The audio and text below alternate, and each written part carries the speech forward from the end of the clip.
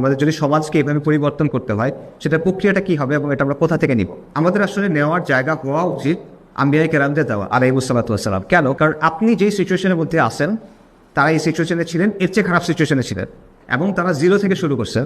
তারা সমাজকে পরিবর্তনের দাওয়াত দিয়েছেন। সবসময় হয় না পরিবর্তন, বাট প্রসেস ওটাই। কারণ তাদেরকে শিখেছেন কে? আল্লাহ।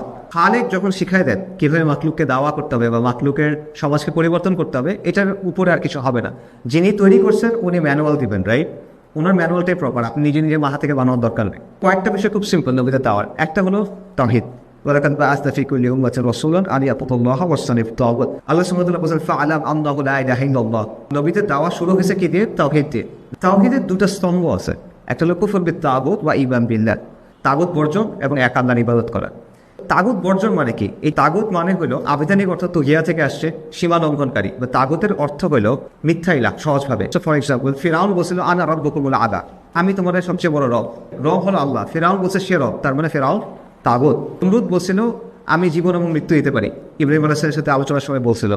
আসলে জীবনের মৃত্যু দেন কে? আল্লাহ, তার মানে নমরুদ তাগুত। সন্তান দেওয়ার মালিক আল্লাহ। আজকে কোনো পীর বাবা, কবিরাজ, বড়েবার কেউ একজন এসে বলে যে না, আমি ইচ্ছে মতো তোমাদের সন্তান দিতে পারবো, এই অর্থে সে যদি বলে, তখন সে তাগুত, শয়তান তাগুত। একইভাবে মানুষের বানানো যে মূর্তিগুলো আছে, এগুলো তাগুত। বিধানদাতা আল্লাহ। কেউ যদি নিজেকে আল্লাহর পরিবর্তে বিধানদাতা বলে, দিনদাতা বলে, এই বিষয়গুলো কেউ যদি বলে যে এই বিষয়টা আল্লাহ আর কাউকে দেন নাই, তাহলে সে তাগুত। তাগুতের ব্যাখ্যায় ইবনুল কাইয়িমের একটা কথা আছে। ইবনুল কাইয়িমের কথাটা ইম্পর্টেন্ট, কারণ এটা আজকে থেকে প্রায় 700 বছর আগে বলা। এমন না যে উনি এখনকার বাস্তবতা এগুলো বলতেছেন, 700 বছর আগের বাস্তবতাই বলছেন।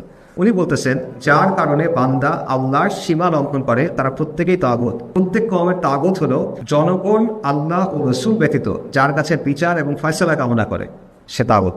অথবা আল্লাহ ব্যতীত যার ইবাদত করে, সে তাগুত। অথবা আল্লাহর কাছ থেকে কোনো প্রমাণ ছাড়াই যার অনুসরণ করে, কিংবা আল্লাহর আনুগত্য না জেনে যারা আনুগত্য করে, এরা সবাই তাগুত। যদি এদের ব্যাপারে এবং এদের সাথে মানুষের অবস্থা ও অবস্থান নিয়ে চিন্তা করে দেখা হয়, তাহলে দেখবেন অধিকাংশ মানুষই আল্লাহর ইবাদত থেকে ফিরে তাগুতের ইবাদতে লিপ্ত। আল্লাহ ও রাসূলের কাছে বিচার ফয়সালা কামনা করার পরিবর্তে তাগুতের কাছে বিচার ফয়সালা কামনা করে অধিকাংশ মানুষ, এবং আল্লাহর আনুগত্য ও রাসূলের আনুগত্যের অনুসরণের পরিবর্তে তাগুতের আনুগত্য এবং তাগুতের অনুসরণ করে। ইলমুল মুওয়াক্কিনের বিখ্যাত বই, এটা বাস্তবের সাথে মিলায় না।